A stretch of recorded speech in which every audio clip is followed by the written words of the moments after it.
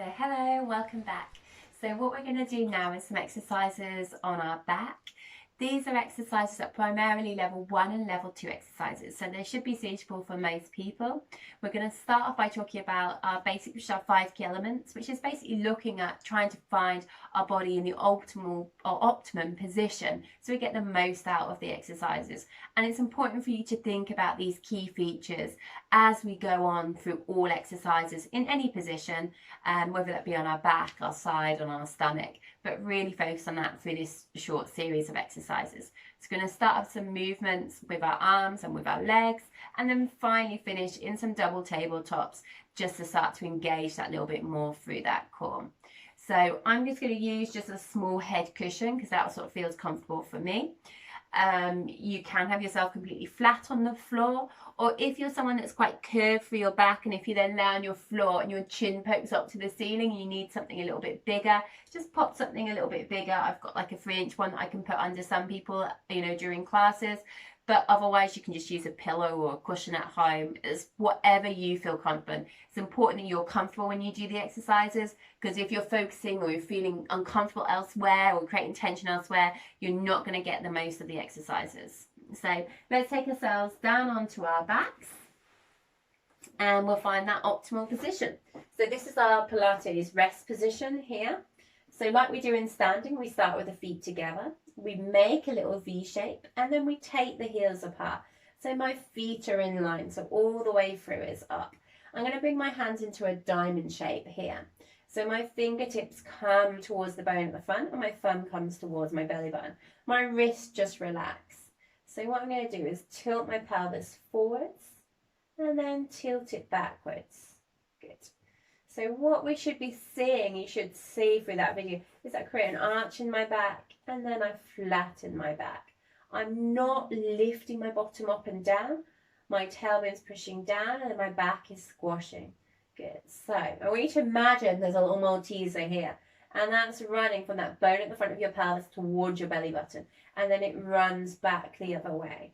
Okay. When we did the warm-up in standing, if you did that today, you'll have seen that we talked about the pelvis being like a bowl of water. So that's tipping it out the front and then out the back. So this enables us to find neutral. So remember, neutral is halfway between your two extremes of movement. So for me, if I gradually make that movement smaller and I settle halfway, that should be about there. So where my hands are nice and flat through, where that silk scarf could pass through that tunnel in my back, okay? So that's neutral for me. Those pelvic tilts you can go back to at any point during the class and just so you find that optimal position. Also, if you've got some back pain, it's good to be able to isolate that movement around the pelvis on the lower back. So doing that can be a simple exercise by itself. So we're then going to talk about our other positions. So let's float the arms up towards the ceiling. Bring the hands to face inwards. And we're going to do some reaches. So you're going to reach the arms up and then back down. So what I want you to do, imagine it's a piece of string attached to your middle fingers. And you're reaching them up, shoulder blades coming back onto the mat. Good. Okay. So what we're trying to do is find our shoulder blade placement. So bringing the shoulder blades into position. Good. Okay. So I want to find them so they're nice and level. So imagine you're laying on the beach somewhere, not in your living room, and they're just nicely imprinting onto the beach in the same position. And then I'm going to start our overhead reach. So really important as my arms reach back here, I don't lose that neutral that I've worked so hard on finding. My ribs don't come up, my back doesn't arch. So what I'm doing here is taking the arms back, keeping this in the same position. So I don't need to take my arms all the way to the floor, because at the last bit I will get a little bit of an extension. But I should be able to move, keeping that control through the front there. Okay. So when I talk about rib cage flaring, this is what I'm meaning, is that rib cage coming off. Good, so we're keeping that control. And this could be a nice exercise to do by itself. Breathing out to go overhead and in to return. Keeping that rib cage down. Good. So focusing on that position around my ribs and the pelvis. We talk a lot about feeling like there's springs between your ribs and pelvis, keeping those springs at the same tension. So they're not stretching through the front now. Good. Okay. One more overhead reach. Breathing out. And then in. And lower the arms down by your sides, okay? Draw those fingertips down to your toes. Don't let the shoulders creep up by your ears. Keep that length there. Keep the chin slightly tucked, okay? So ribs are down. Weights even on the pelvis. Neutral. For me, that little scarf could pass through. I'm not here. I'm not back. My chin's slightly tucked. So I've got that length in my head and neck, okay? Now, I'm not going to spend lots of time talking about the breathing, but what I want you to think about in Pilates, we do lateral breathing, and that's where the breaths come into the sides of your rib cage, okay? I will do another video at some point to talk specifically about the breathing patterns. We're going to start with your single leg slide. So you breathe out and you slide one leg away. You breathe in to return that leg. Breathing out to slide away and breathing in to return. So what I'm focusing on here is everything that I've achieved when I did those key elements at the beginning. I'm keeping that in the same position. Good. It's nice to add on that glide, so really flex the foot away from you here. So we're going back to that beach. Imagine you're drawing that line in the sand away from you. That's a perfect straight line. Good. And then keeping those knees hip distance apart. So remember, everything's nice and parallel. Good. Okay. As we do this, and as we start to increase, what I want you to think about is not drawing in on your belly button, but think from the belly button down to that bone at the front. A gentle drawing in action, very much deeper, lower, okay? So it's imagining you're doing a tight pair of jeans and it's just the bottom part of that zipper, just drawing in, okay? Which we'll talk about as we increase through the exercises. Let's add in the arms now. So the arms go overhead. They're going to draw a double D shape as the arms come round and back up. Breathing out and round and back up. I'm a bit close to the wall, so I'm just going to do an overhead reach. They come back and back in. Good. So what we're focusing on here is we take everything away from the center. We don't arch our back. So most common thing is we see this and then we see this flattening. Okay. So I'm keeping everything the same in the middle and just isolating that arm and that leg movement. Good.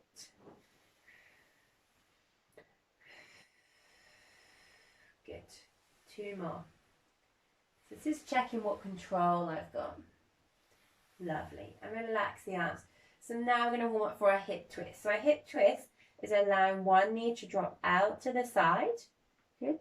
And then bringing it back in. And then swapping to the other side. Good. So where we've just warmed up in one plane of movement, we're now taking the leg in that sideways movement.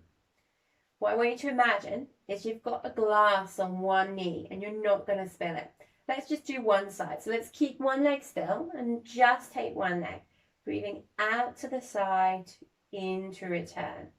Good. So this one leg stays still. We're just doing one side. Good. So that can be your favourite drink. Whatever you've got, do not spill it. It's on that knee. And I know that if that drink starts to spill, then the other side of your pelvis is joining in. Okay. If you're struggling to visualise that drink, start to think about like a spirit level across your pelvis at the front here. There's a little bubble in the middle of it, and that's staying the same. Okay. Breathing out to go to the side, in to return. Remember, open wide through the chest, shoulder blades level, neck nice and long here. Good. Two more. Good. Last one. And we'll swap to the other side. So it's a nice thing to do is to get the movement pattern on one side. Make sure you get the control perfect on one side before going to the other. If you're happy with that, you can go straight away to that alternating movement pattern like we did at the beginning, just so we knew what we were trying to achieve. Okay. Remember that glass. Balance on the knee. Do not spill it. Keep it still. Good. Breathing out through the mouth and in through the nose. So you can see this side is staying perfectly still throughout. Head and neck nice and long, one side moving. Good. Last leg movement on this side. And then we're going to warm up for our scissors level 1. So that's a single tabletop, okay? So we're just lifting one leg, 90 degrees at the knee, 90 degrees at the hip. and then replacing that foot. Good. So this is now where we want to focus on that core. Good. So we engage through those muscles. Now I know there's going to be something going on there if you're managing to keep that control without the back arching or flattening. Good. Good. And I've gone straight away to alternating that movement pattern. But like we said, you could practice just doing one leg and then the second leg. Good. Okay, so we'll add in that as a leg stretch. So from here, reach that leg away so the thighs come in line. Bring it back in and back down. So we're going to stick with the same leg to start with. So we come 90 at the hip, 90 at the knee. We reach the leg away. We bring it back in and we replace to the floor. Good. So keep that control. Remember the glass that's balanced on the other knee, keeping that nice and still. Good. 2 more.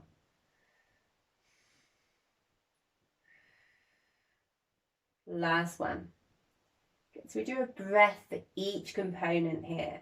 That's the optimal. But remember, just don't hold the breath. Let's swab to the other side. Coming through here. So 90 at the hip, 90 at the knee.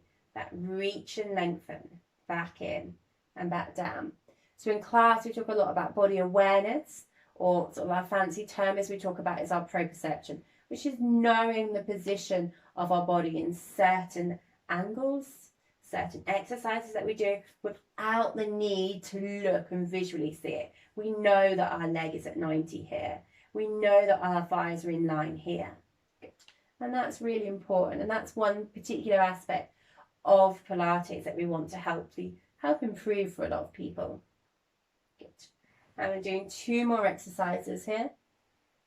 Good. The last one. 90, that reach away, back in and lower. So like I said, we're going to bring ourselves to a double tabletops now. So you're going to really feel this through your core at the front here. Really important is that you think about those ribs on the front. So not letting that rib cage come up and that back arching. I don't want you to feel it in your back. I want you to feel it through your core. Okay. As I talk about doming, I'm going to give you sort of a demonstration of that. Okay. So neutral, shoulders, head and neck. So we're going to float one leg up, finding that 90 degrees. Now we'll make it easier to start with. So we'll bring that foot in towards our bottom and then lift and bring that other leg up. Good. So we're thinking about a flattening action through our tummy muscles at the front here. Okay. Doming is allowing this.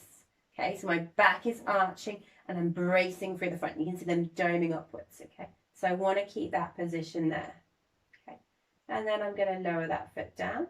Good, I can bring it into my bottom and then take it away to make it easier. And lower the other leg. Good. So breathe out. Take a breath in and hold. And then out. In to hold. And out. Good. Okay. So really important. We start to really feel that core. So remember, it's deep down. It's not sucking in your belly button. That's so important. Feeling it much deeper, okay?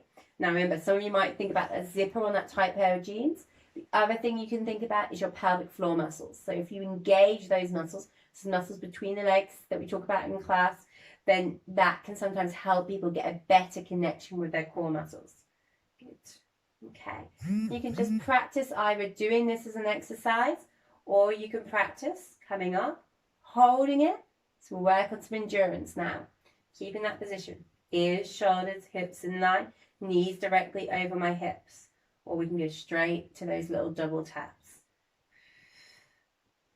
Good. Remember, think about flattening through the front, minimizing that doming, feeling it through those core.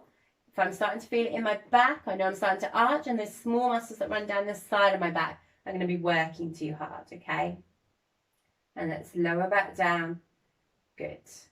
Okay. And just take yourself on a nice stretch. Just allow everything just to open up into that needle stretch and just relax off.